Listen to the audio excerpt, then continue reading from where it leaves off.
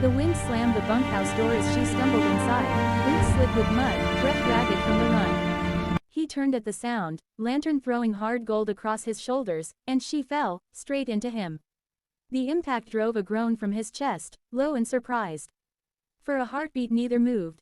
Her palms pressed against the heat of him, his hands catching her before she could slide away.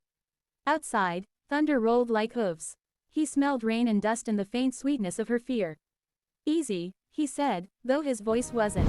She lifted her face, eyes wide, and the room seemed to lean closer, boards creaking as if listening. He felt it then, the shift. The night had tilted, and there would be no setting it right again. She pulled back first, pride flaring through the tremble. "I didn't mean," the words died when the door rattled again, voices shouting her name. He stepped between her and the sound without thinking, body a wall, jaw set. Years of keeping his distance burned away in a single breath. "Stay," he told her, not loud, but final. The lantern guttered. He saw the truth land in her eyes, that she was no longer alone, that someone had chosen her without bargaining. Outside, the searchers passed, cursing the weather. Inside, he felt the weight of what he'd done settle into his bones like a vow. They sat across the small table when the storm eased, the space between them tight as wire. He poured coffee with steady hands, though his pulse betrayed him. She watched the scar at his wrist, the way he favored his left side, the quiet that wrapped him like a coat. "They said you were dangerous," she said softly. He didn't deny it. He'd been forged that way by bad winters and worse men. "Only if you lie to me," he replied. She met his gaze, unblinking. "Then don't ask me to leave."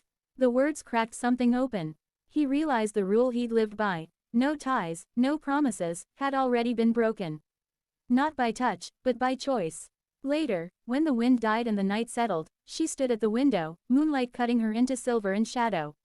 He joined her, close enough to feel the heat of her without touching. The ranch lay quiet, fences whispering in the dark. "If you stay," he said, "careful, it won't be easy." She nodded. Easy never kept anyone alive. A smile tugged at his mouth, brief and real. He reached out then, not to claim but to steady, fingers brushing her sleeve. The world held its breath. In that small, honest contact, the future rearranged itself. Hard work, hard truths, and a promise neither of them said aloud. The night didn't end with thunder. It ended with resolve, and the knowledge that when dawn came, they would meet it changed, together.